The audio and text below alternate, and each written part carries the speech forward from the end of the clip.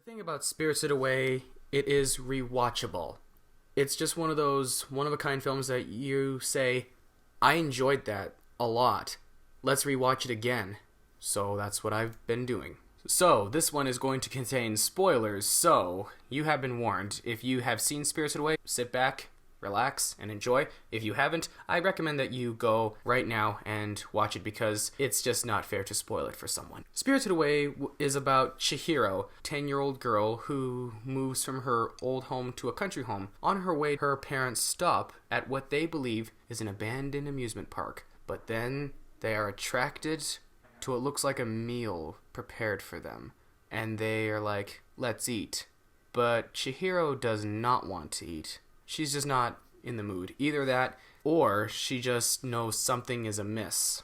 And sure enough, there is something amiss about the abandoned theme park, amusement park theme park. Chihiro decides to explore the seemingly abandoned theme park on her own.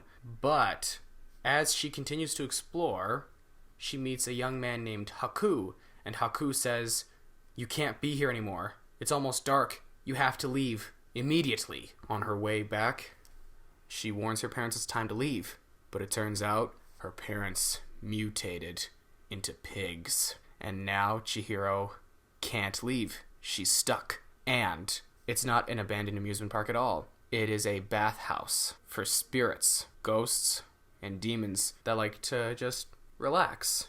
It's just how well done the animation is for this film that kind of got everyone talking. That was mesmerizing, people would say. When I first saw it, I said, wow, I never thought of that at all for any sort of movie. A movie that shows us what looks like an abandoned amusement park, and it turns out to be a place where spirits can relax or chill. That's what blew me away first time I saw Spirited Away. Well, after her parents transform into pigs, Haku helps Chihiro, and he says, you gotta get work in the bathhouse, otherwise you're gonna turn into an animal yourself. So, that's what Chihiro does. She gets work from the witch who rules the bathhouse, Yubaba, voiced by Suzanne Plachette, who previously voiced Zira in the direct-to-video Disney film The Lion King: Simba's Pride. Now, I apologize, I am drifting from the movie, but I am going to say this, because I have to be honest. When it comes to anime films, you really have to pay 100% attention to this, because a lot of anime films, they're fantasies. Spirited Away is a fantasy. Akira is a cyberpunk / fantasy movie. And when it comes to fantasy movies, you really gotta pay attention because there are characters in there that you're gonna forget about, and there are characters in there that might not make sense to you. That's why you gotta pay attention. Because you're like, well, what does this character do? What do you mean? How does this person do this? Hence why you gotta pay attention a lot. With Spirited Away, I found it easy to understand.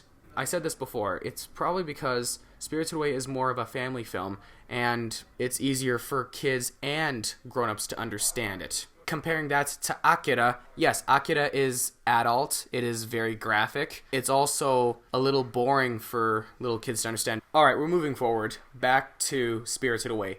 In Spirited Away, after Chihiro persistently asks for a job to Yubaba, she finally agrees to give her work, on one condition, if her name belongs to Yubaba. So after Chihiro signs the contract, Yubaba takes it and gives Chihiro a new name, Sen, S-E-N. And from that point on, the rest of the movie is just her trying to adjust to working in the bathhouse and just basically living up to her boss's expectations. But she is lucky that she has Haku with her, because if it had not been for Haku, she would easily forget who she is, why she's there, and her parents.